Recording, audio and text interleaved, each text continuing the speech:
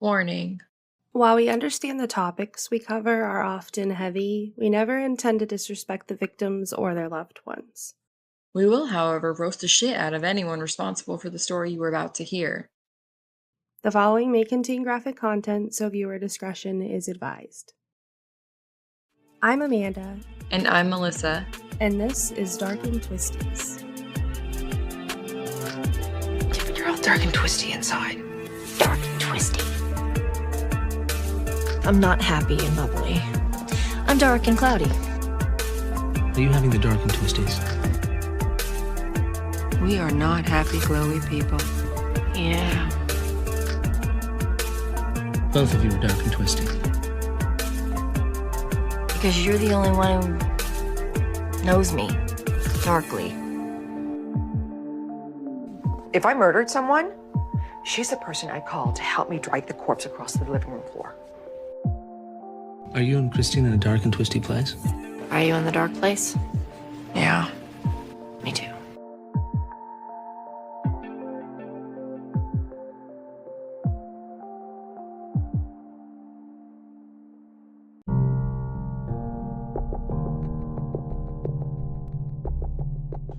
We are going to do this the same way that we did yours. So I'm going to send you this, and you are to not read ahead. Okay. Is it gonna make me mad? I mean, probably, yeah. Okay. Haha, you're in for a surprise. So I don't think I ever said out loud what we're talking about. We're talking about Madeleine McCann.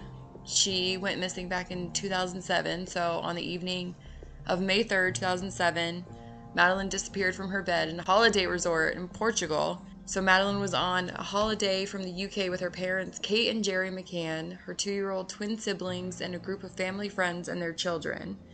She and the twins had been left asleep in the room at about 8:30 in their floor-level apartment while their parents and friends went to go have dinner at a restaurant about 180 feet away. So already, we're mad. Yeah, I'm mad. I'm mad. So the parents would take turns checking on the kids throughout the evening until Kate noticed her missing at about 10 p.m. that night. At approximately 11:10 p.m. on May 3rd, 2 officers from the GNR arrived, and at midnight, after briefly searching, they alerted the criminal police, which is also called the PJ in Portugal, which Kate says arrived right around 1 a.m. And at 2 a.m., 2 patrol dogs were brought to the hotel, and around 8 a.m., 4 more search and rescue dogs were brought in to look for Madeleine. Soon after that, the police were sent to search waterways, wells, caves, sewers, and ruins. So basically, she went missing. Her parents noticed because they were stupid as shit and left all the kids home alone. Well, not home alone, but in the apartment alone. It's a floor level, and they just left all, 180 feet away. I mean, sure, if it's in your own backyard, but not at a vacation resort? No. They are in a completely different country, and they just said, you know what, it's cool. We're gonna go have dinner. You guys are fine. Someone could have stayed behind, right? Right. They are called, the parents that were over there eating dinner are called the Tapas 7, because the restaurant they were at was called Tapas, I think, and it was 7 of them. So it was 7 adults. So somebody could have stayed behind. Yes. They could have easily taken turns and just been like, all right, it's my turn to stay home. You guys go have dinner. Okay, yeah, so douchebags. Yeah, cool. I'm all for being on vacation and having time away from your kids, but I'm also not for leaving my child in a place I've never been with people I don't know by themselves. Especially because you are on a floor-level apartment that they said later on, in the investigation, they left the doors unlocked. No. So they left the doors unlocked so that whoever had to go in and check didn't have to have that key. So they could just walk in, check on the kids, and then walk back out. And just left the doors open, just unlocked. They're so fucking brilliant. That's a good idea, just for the convenience of not having to unlock the door. You assholes. I hate them all. Straight up assholes. This is back in 2007, so like all the video baby monitors and stuff like that, like that's not even a thing yet. So it's not like they were watching like, oh, I can still see like that. I could understand if you had something and you could continuously look, but no. Yeah, not at all. They just said, peace out, kids, fend for yourselves. Yeah. Good job. You're 2, right? It's fine. You're 2 and there's 2 of you. You guys are good. You guys are good to go. Don't worry about it. Y'all got each other's backs. I ain't worried about it. So like I said, we're already pissed. Just wait. It gets even better. Yep, already pissed. So, it is very widely known that many mistakes were made during the golden hour of this case. None of the officers were given descriptions of Madeleine or shown pictures of her for quite some time, and roadblocks were not even put up until 10 a.m. the next day on May 4th. They didn't request motorway surveillance tapes or anything of the sort to see if they could spot who took Madeleine. Oh, that's and it took Interpol 5 days to release a global missing persons report as well. There's literally a statement in here saying that Kate took the last known photograph of Madeleine at 2:29 that afternoon. So you had a very, very recent picture, and you couldn't show that to the police. People who were in the resort at the time even came forward and admitted that they were never interviewed or asked anything, even though they were there during the time of the kidnapping. It has widely been talked about that the police never fully secured the crime scene, so a lot of evidence didn't even seem like it could be useful. They did find fingerprints from one stranger, but over 20 people had entered the room before it was finally closed off. The PJ case file released in 2008 showed that 5A laid empty for a month after the disappearance, then was let out to tourists before being sealed off again in August 2007 for more forensic tests. So basically what they did is they had it sealed for a month and then rented it out for what? Like 4 months. So yeah, 3-ish months. They rented it and then they closed it back off and were like, now we shall look for more evidence. Yeah, what did they think for those couple months that nobody was going to leave fingerprints? Yeah, they went in there and they're like, all right, this is a crime scene, but we want you to enjoy your stay. Don't touch anything. Everyone was wearing gloves, apparently. Don't sit anywhere. Don't breathe anywhere. If you have to breathe, step outside. You idiots. And from what has been put out, it was maybe hours before the police were even given any kind of description of Madeleine. So, like, they basically were just told, oh, child's missing, go look for her. They weren't told what she looks like, what she was wearing. Nobody showed them any pictures. So they basically told these cops, like, oh, there's a child missing, go find her. And then didn't tell them anything. How do you go about telling, hey, calling 911 or however you report that your kid's missing without giving any type of description? That and Interpol took 5 days to even release a missing persons report. So you are over in Europe, which most of Europe is open borders, and you can just go to whatever country you want to go to. And they were just like, oh no, we don't need to release that. Like 5 days, that gives somebody so much time to get so far away. Yeah, that's way out of the 48 hours. We are way past that. Sorry guys, we don't need you anymore. We're on day 5.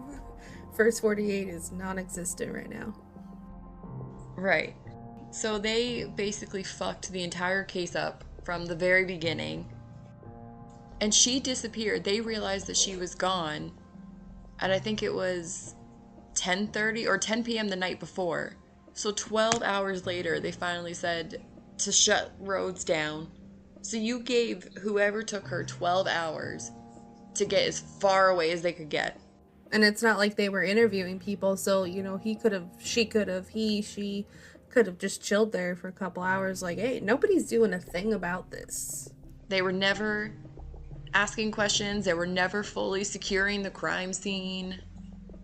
And then even evidence that they did find, later on, they felt like they couldn't even use that because there was never fully a secured crime scene. Yeah, they did good job. It was just a hot mess from the very beginning. Obviously, we cannot trust the Portuguese police. Yeah, sorry, not sorry. Nate, let me just go ahead and take Portugal off my list of places to go. Thank you. It's not even on my list, but now I definitely don't want to go. Yeah, I didn't want to before. Now I know for a fact that I will not. I mean, maybe they've gotten better. Nah. So the UK police, which is where Madeleine was from, they also wanted to start an investigation because I think they felt like the Portuguese police were kind of like shit.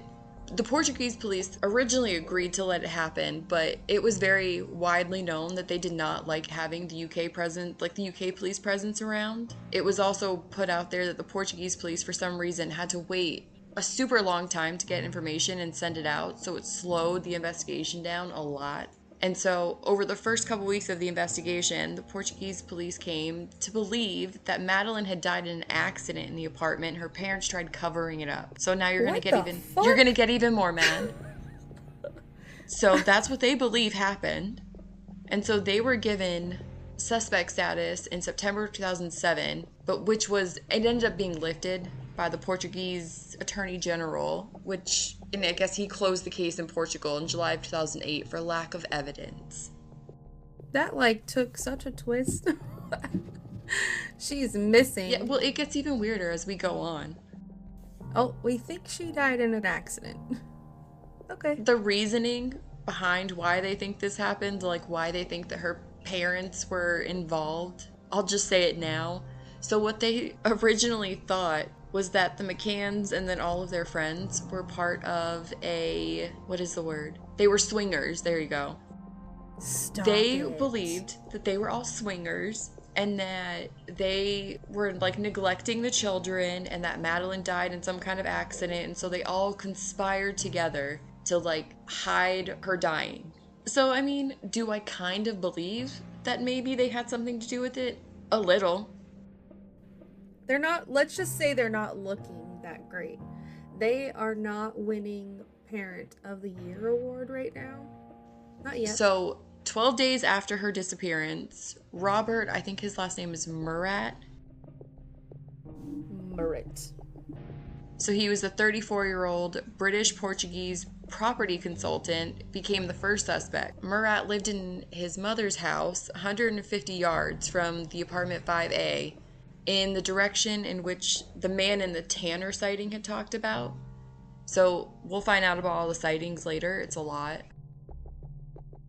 Oh, so sightings of people who thought they saw Madeleine? A lot of sightings of people who saw sketchy looking men hanging around the apartment or close to the apartment. And there is a bunch of them. And so this dude was originally a suspect because his apartment was in the direction of where someone had suspected seeing somebody walk. Okay, gotcha. He was made a suspect after a Sunday Mirror journalist told police that he had been asking about the case. So the PJ had briefly signed him up as an official interpreter, and he said he wanted to help because he had a daughter in England around Madeleine's age. So 3 of the top of 7, so those are the adults who went to dinner the night that Madeleine disappeared, insisted that they saw Murat outside of the hotel the night Madeleine went missing, but with how close he lived, this could have easily been a coincidence. So they were insisting that it was him, but the police were also kind of saying well, he could have been there, but he lived super close. Yeah, it wouldn't be weird for him to be in that area. Right. So I think from the very beginning they didn't really suspect him. But on May 15th, 2007, the police started searching his home. They drained his pool, searched his entire house and car, searched his computers and phones, and they also searched his garden with ground radar and spoke to 2 of his associates as well. But unfortunately, there was nothing to link Murat or his friends to the disappearance, and Murat's suspect status was lifted on 21st of July in 2008 when the case was archived. So the Portuguese police archived it, so obviously he couldn't be a suspect anymore. Murat. I don't know. If I'm mispronouncing your name, my guy, I apologize. Not like you're ever gonna listen, but also I apologize. Our bad. Merritt. He just lives nearby. Which you can't expect. I mean, you can't sit here and say that every dude that lives nearby and could possibly be there is the person that did it. Yeah, it can't be all of them. He lives pretty close by, so it's gotta be him. So, in the statements to the PJ, witnesses described men behaving oddly near apartment 5A in the days before the disappearance and on the day itself. The Scotland Yard came to believe that these men may have been engaged in reconnaissance for an abduction or burglary. There had also been a fourfold increase in burglaries between January and May of 2007, including 2 in the McCann's block in the 17 days before the disappearance, during which a burglar had entered through windows. Several witnesses reported men collecting for charity. At a vacation resort? Yeah, in a vacation resort. That's cool. I mean, you gotta think people are like, ooh, rich people stay there, so I mean, I kinda get it. That's true. So on April 20th, a strange-looking man asked a tourist in her apartment near 5A for money for an orphanage in nearby, I don't know how to say this place. I'm not even gonna say it. Espinch? Espinch. We're just gonna say it like that. But apparently there were no orphanages or similar even in that area at the time. So the witnesses described the man as being very pushy and intimidating when he was asking for money. So again, it kind of goes where people found it a little weird because there wasn't an orphanage where he said that he was raising money for.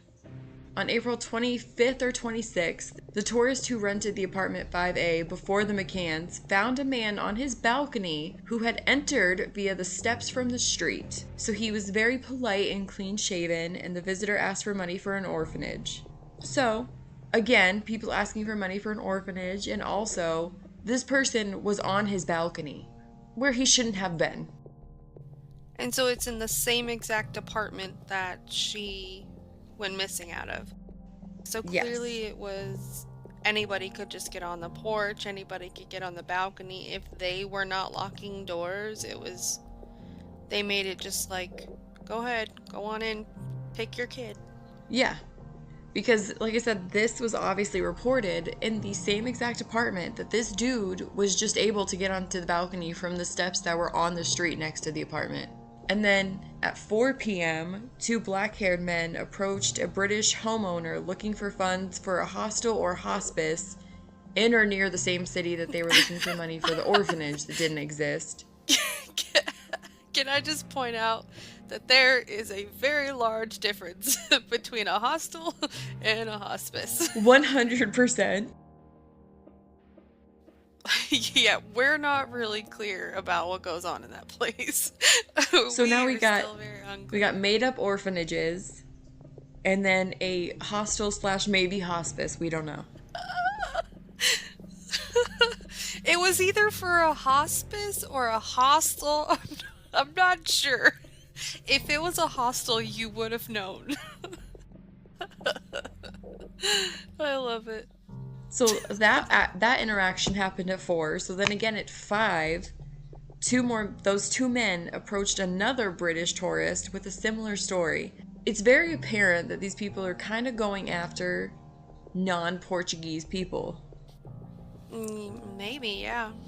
Like asking just people who look like they're tourists. Right, because the first one was like a British homeowner, and then it was another British tourist. So they're looking for people who, look like tourists. Okay, so this quote, I'm not saying this dude is ugly. This is the quote that was given. You lying at. This is what the person said. I did not call this man ugly. But on May 2nd, an ugly blonde-haired man was seen across the road from 5A, apparently watching it. So he had also been seen on the 29th of April near the Ocean Club, which I think was part of the resort they were staying at.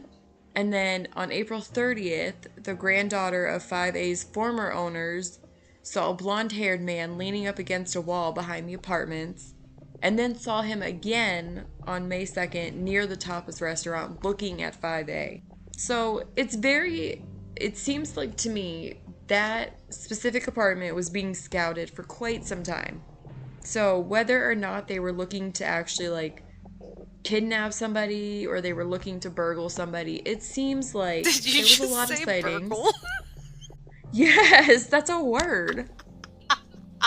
It is a word. Do not make me feel stupid right now and make me think that burgle is not a word. I swear to God, it's a word. I'm gonna Google it. Burgle? I can't. It's burgle. Oh my God, that hurts my cheeks. Listen, burgle is a word. It says enter illegally with intent to commit a crime, especially theft. I didn't know that. I had no idea that people called that sound, but it just sounds like a noise you would It's a make, word. like a burgle. I literally for a second thought maybe burgle wasn't a word and I was the stupid one. I was like, no, I swear to God.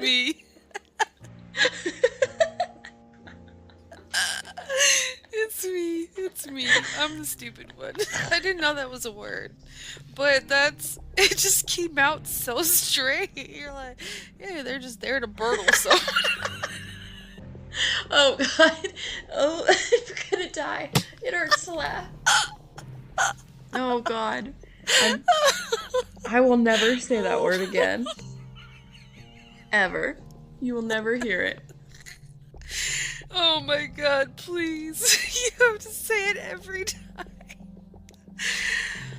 Oh my God, I'm sorry. Okay, I'm done. I didn't know that was a word though, for real. I thought you just made that shit up. Oh God. Yeah, the more you know. I'm hot now from Like laughing. the toilet when it gets bagged up, it does like this little burgle.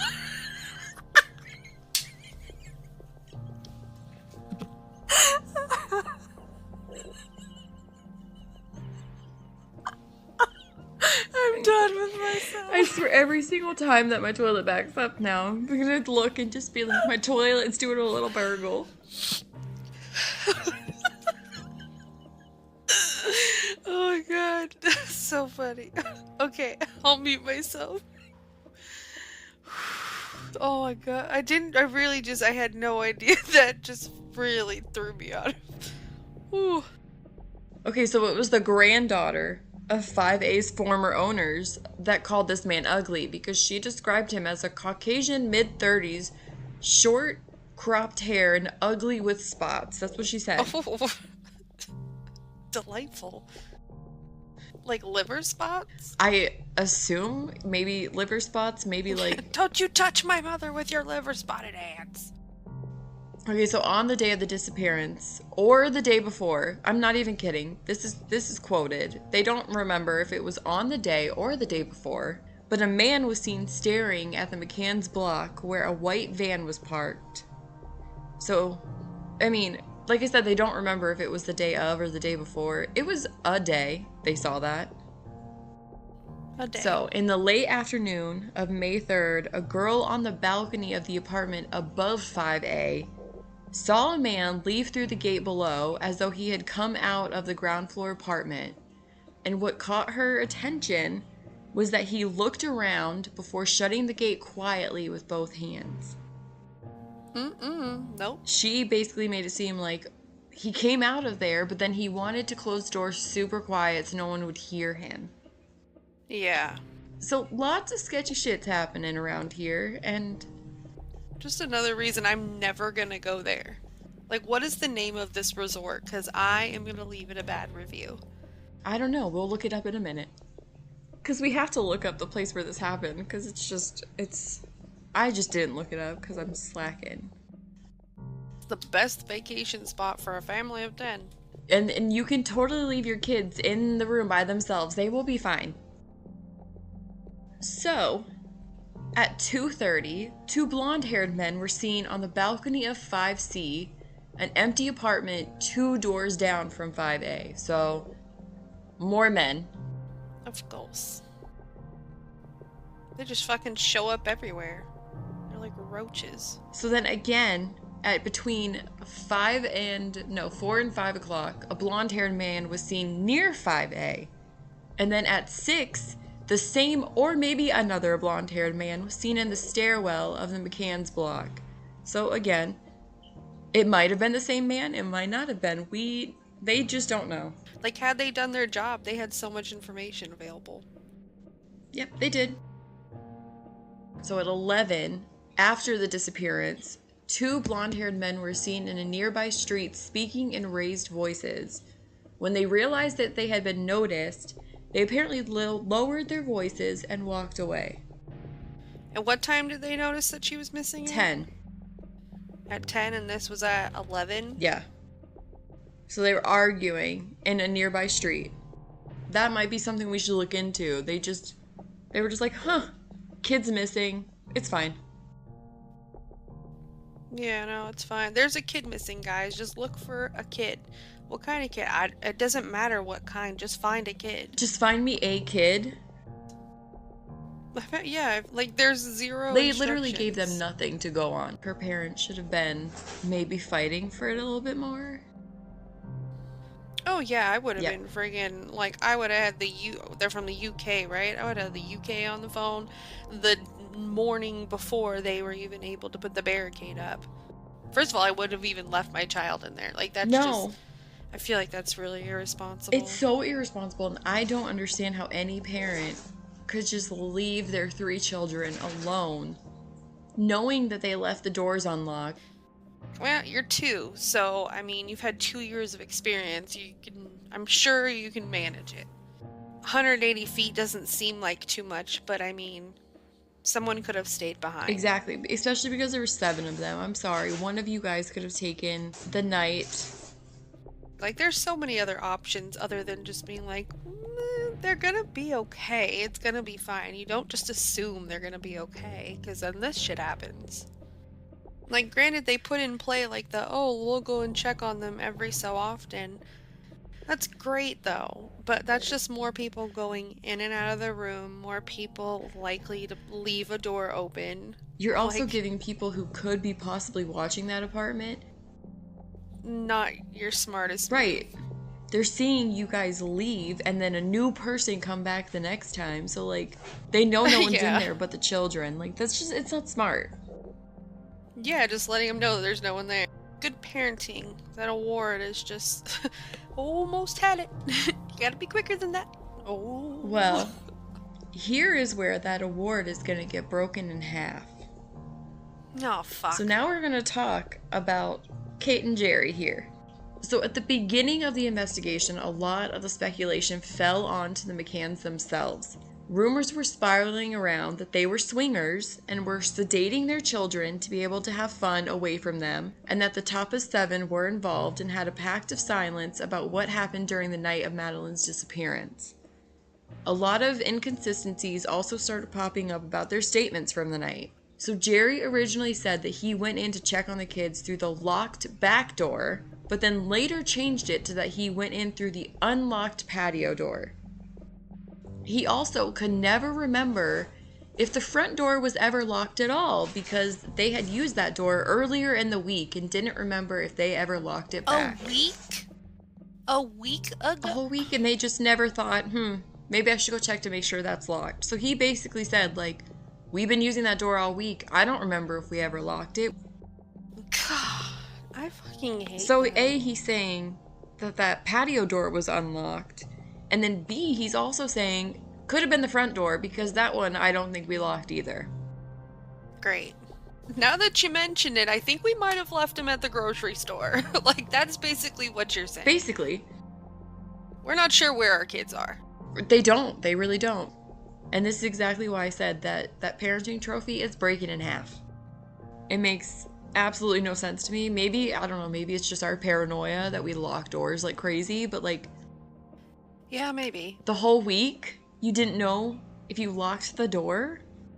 Another thing that struck them as odd was that when Kate found that Madeleine was missing, she decided to run back over to the restaurant and continue to leave the 2 twins alone Instead of just using her phone or yelling across the way, which they would have heard her, it was only 180 feet away.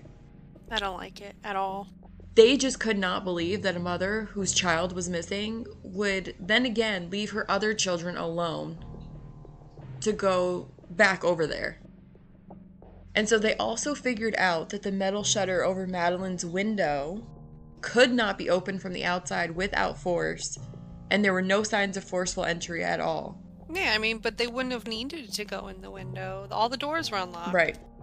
So that shutter, it said, could only be opened from the inside, and that it was closed when Jerry went to check on Madeleine last. Well, you know what, Jerry? I don't believe a fucking thing you're saying. You can fuck off. Fucking Jerry. You're a liar. Kate also used the words, "they've taken her," without even fully knowing what happened. She said it literally as soon as she didn't see Madeleine in bed, without even trying to look around for her to see if maybe she had just gotten out of bed and like wandered in the apartment, fell asleep on the couch, fell asleep somewhere. She didn't even look. Her first thing was, "they've taken her." That's a little fishy. And so after all of that, that's when the police decided to come up with that theory that Madeleine had died in the apartment by accident and that it was being covered up by the adults who were there at the time. I could see that. Yeah, because they were being super suspicious. On September 7, 2007, both Kate and Jerry were officially listed as suspects, and the case was changed to a murder-homicide case. So the PJ told Kate and Jerry that DNA from the trunk of their car and the couch of the apartment was a 100% match to Madeleine. That is a little sketchy, but her being on the couch, yeah. Maybe But the trunk of their car, that one's a little more sketch. So then Kate made herself even more sketch because during the investigation, Kate refused to answer any questions. Oh, yeah. Don't answer any questions about your missing kid. But Jerry, on the other hand, responded to most questions. She basically said, "Nah, I'm good." That's not the first thing you do when your child is missing and people are asking you, unless you have something to Right, do with unless it. you're guilty. I'd be like, ask me all the questions you want. Like, let's get this over with because my child is missing, and the more time you spend on me, the less time you're spending on actually looking for her and the person who might Right. have done this. So they were listed as suspects September 7th, 2007. September 9th of 2007, they returned to the UK. Still no Madeleine, but they left. Nah, I wouldn't have gone home at all. I would not Sorry. leave. And they just packed up and left, went straight back to the UK. Like, personally, as a mother, I would never be able to leave. If I had shit that had to be done back at home, I would send my husband. So then the following day, Chief Inspector Tavares, that's what we're going to say, signed a 9-page report concluding that Madeleine had died in apartment 5A as a result of an accident, and that the restaurant meal and apparent regular checks on the McCann children had been part of the cover-up, and that the top of 7 had helped to mislead the police, and that the McCanns had concealed the body, then faked an abduction. So that was their official report. How do they come to the... Well, I mean, I just don't understand how they come to the conclusion that, like, an accident happened. I think it was just, like, how sketchy they were acting about it.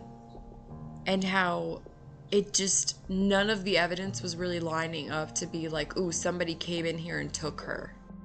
So in their heads, they just kind of believed that they did something to her and were covering it up.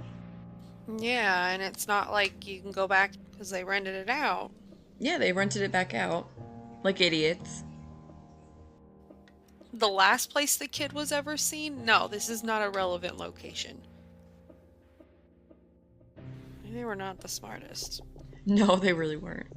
So I think it was either that same day, an 11-page document from the Information Analysis Brigade in Lisbon analyzed alleged discrepancies in the McCann statement. So they literally just went through and detailed all of their statements on, like, he said this at first, but then he said this. That just shows you how much they were giving these crazy statements that were then contradicting themselves. Because if you need 11 pages to tell somebody that, that's a lot. Imagine having to write 11 pages on that. On September 11th, the public prosecutor, Jose, we're not saying that whole name, handed the 10-volume case file to a judge, Pedro. Yes. Yes. Jose applied for the seizure of Kate's diary and Jerry's laptop. But then they also wanted to trace phone calls from the McCanns and then the top of 7. And there were details in the report about the number of suitcases the McCanns and their friends had taken back to England. It's not like they could have taken her body back, but what could they have concealed? Yeah, I think they were just trying to find anything sketchy they could. And I think that was just one of those things where like, ooh, they took 2 extra suitcases. It's just it's a weird little tidbit of information. A little tidbit. Like, if you knew they took 2 extra suitcases, why didn't you freaking check to make sure there wasn't a kid in there? So, on July 21st, 2008, that's when the Portuguese Attorney General announced that there was no evidence to link the McCanns or Robert Murat to the disappearance. Their suspect status was lifted and the case was closed. And then on August 4th, Portugal's minister released 17 case files containing 11,233 pages on a CD-ROM to the media, including 2,550 pages of sightings. Jesus. That's a lot. So these files also included a 58-page prosecutor's report, which concluded that no element of proof whatsoever was found, which allows us to form any lucid, sensible, serious, and honest conclusion about the circumstances. Awesome. They've never found her. They've never caught anybody. And they basically just kind of closed the case. Even like now? Yeah, no. So they still don't know where she is. They have a new German it's a German inquiry about a suspect that they believe might have something to do with it. And this was in 2020, but they still have not found Madeleine. That's awful. This is why I told you it was probably going to piss you off, because they still have not found her. They don't know where she is. They don't have any leads. They cannot find anything. Yeah, that's awful. Isn't she blonde? Like, Yeah. she's a blonde little girl, right? Yeah, and I think the thing that pissed people off about this case so much is that, she was a little blonde English girl, so very, very white. They were in Portugal, where people are not blonde and very white, and nobody could seem to find her. Nobody seemed to see any weird, dudes carrying this little blonde girl around. That's a lot of what people get mad about when they hear about it, is how did they not notice that? Because she didn't look like anybody there. She would have stuck out enough to be like, well, if there's a little white girl just running around out here by herself. Okay, so this is information not a lot of people know, and I did my research on this so that I could get it out there. So in June of 2020, the public prosecutor of the German city of, I don't even want to say that, they ordered an inquiry regarding a possible involvement of a 43-year-old man believed to have been living in a borrowed VW camper van at the time of the McCann's disappearance. So the suspect's car, a Jaguar XJR6, was registered to a new owner the day after McCann's disappearance. So he had a car, it was registered to someone else the day after. Yeah, it's a little weird. Hans Christian Walters from the public prosecutor's office stated that they are operating under the presumption that McCann is dead due to the suspect's criminal record. This dude that they suspect, he's been convicted of unrelated offenses of sexual abuse of children and drug trafficking. And as of June 2020, he's incarcerated in Germany right now. So he's been arrested since then. So his name is Christian Bruckner. So he was listed as serving 7 years in jail for the rape of a 72-year-old pensioner. Prosecutors asked the public for information about the suspect's phone number and the number that dialed him on the day of McCann's disappearance, with which the suspect's number had a 30-minute connection. So somebody called him on the day of Madeleine's disappearance, and they spoke for 30 minutes, and they don't know who called him. The police say that his phone received a call at 7:32 p.m. on May 3rd, 2007, while it was in the area where the McCanns were staying, and the call lasted 30 minutes, and Madeleine was taken by 10 p.m. that night. So, this Christian Bruckner guy, he right now is, I think it's Portugal's, main suspect for Madeleine's disappearance. So the former girlfriend of him says that he admitted to being close to the youngster's apartment when she vanished. So he was there, and she also said, I asked him about it, and he said, I know about Maddie. I was near the hotel at the time. I was living in the area at the time. I'm not going to say anything more. I'm not a stupid guy. I'm a businessman. What do we call? How do we give her a nickname? I don't think anyone's ever referred to her as Maddie. Maybe her parents, but like... But like somebody as random as that, like why would they even use a nickname on her? You would use the real name. Evidence is being investigated, which includes a confession that he made to a pal and a phone analysis showing that he was at the Ocean Club when the toddler vanished. Oh, so he told somebody also? Apparently, yeah. I think there was something out there that one of his, like, friends from when he was in prison, he told somebody that he did it. And unfortunately, they only have, like, circumstantial evidence, so they can't do anything about it. Oh, yeah, he's a shady character. Unless he fully admits to it, I don't think they'll ever get him, but I think right now he is, like, the number one suspect. And he's been charged with child pornography and sex crimes against children.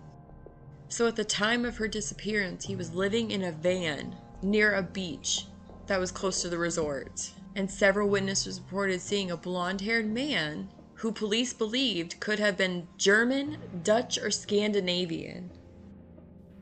It is not looking good for you, sir. And look, the second sentence of this, it says, over breakfast, Madeleine asked her parents, why didn't you come when my brother and I cried last night? That's because they were over there at the frickin' bar. So, like, your kids were in there crying and you were just ignoring them. At 8:30, they left the apartment to go to the restaurant. The first time that anyone went to go check on the kids was at 9:05. Right before she was found missing, that's when the first time he went. So he went over to check on them at 9:05, and then he went back and said the children were asleep and all was well, except that he recalled having left the children's bedroom door slightly ajar, and now it stood almost wide open. I see, and they didn't think any of this shit was sketchy. Like, that door was definitely, for sure, almost closed. And now it's wide open, but it's fine. Well, of course, everything else was freaking open. Why not? But, I mean, I feel like it's going to be kind of hard to get him if they don't have, like, that solid evidence, which they're never going to have because they fucked that part up. In 2020, Kate and Jerry made a statement saying, we will never give up hope of finding Madeleine alive, but whatever the outcome may be, we need to know, as we need to find peace. I mean, I'm sure, because didn't they leave right after they were named suspects? So I'm sure, like, the different country thing, like, they had to. I'm sure, like, legally they had to, or they could, be kept there or something. Like, I'm sure there was a reason why, but I would have been raising hell. Not being like, well, I'm not gonna talk. I'm sorry, I'm not gonna talk. Like, if you didn't do anything wrong, it doesn't matter what, like, just say what the truth is. Then sure, you neglected and you didn't, keep your child safe, because now we know that someone actually did take her. Like, yeah, you did that, but it's better than being looked at like you were out there doing weird sex shit and someone took your kid, like, or that you actually did it yourself. Like, I would much rather be charged with negligence than never find my child again by not answering questions. I can fight the negligence charge. Like, we can fight that. Yeah, like, even if it came down to, like, oh, we'll charge you with negligence. Okay, charge me with negligence. Charge me with whatever you need to charge me with right now and get this over with and let's move on. Like, but not talking just makes them want to look at you more and less at something else. So it's like, if you didn't do anything, why even waste your time? So it's been how many years now? So that was 2007. Yeah, after 14 years, it's going to be nearly impossible. And that's sad. Yeah, it's really sad. From where they were sitting, it's very obvious they couldn't see all of the exits and entrances.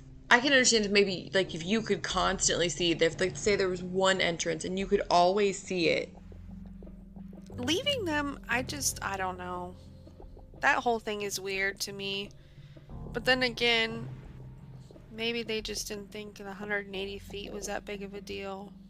But at that point, like, if you are going to leave your child locked in a house and you're for sure that they're not going to wake up and do anything, like hurt themselves, catch anything on fire, like nothing like that, at least, the very least, you should make sure that all the exits are closed. Oh, you should still lock it.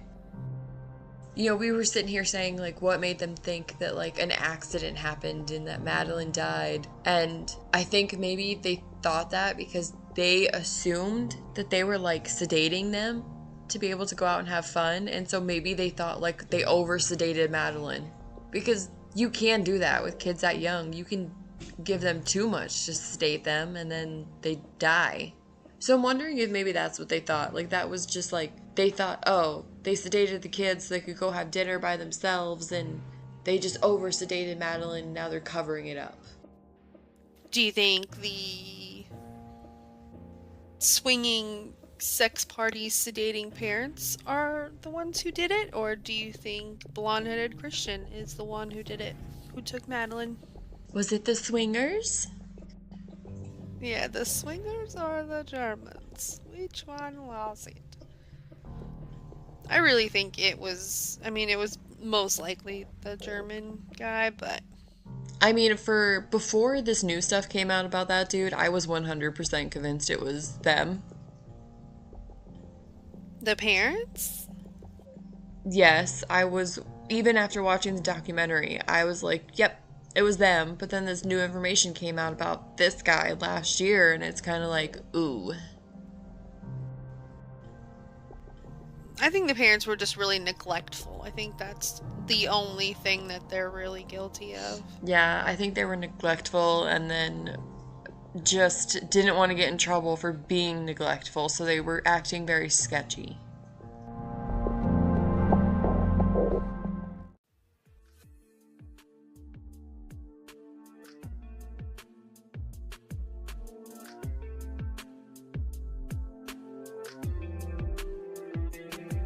So thanks for listening to us, even if you think we're stupid. I mean, you probably do think we're stupid, but also thank you. Yeah, thank you for thinking that we're stupid. Thank you for thinking of us. That's all that matters, honestly. You thought of us, and that's what matters. Yeah, negative attention is not unwanted attention at this point. We will take it. It's like a reward. We have made $1 so far, and it's all thanks to you. And our trips to Paris are just looking better every day. Yeah, not Portugal, Paris. Yeah, not going there. They've got the worst vacation resort. The worst. I would never go there.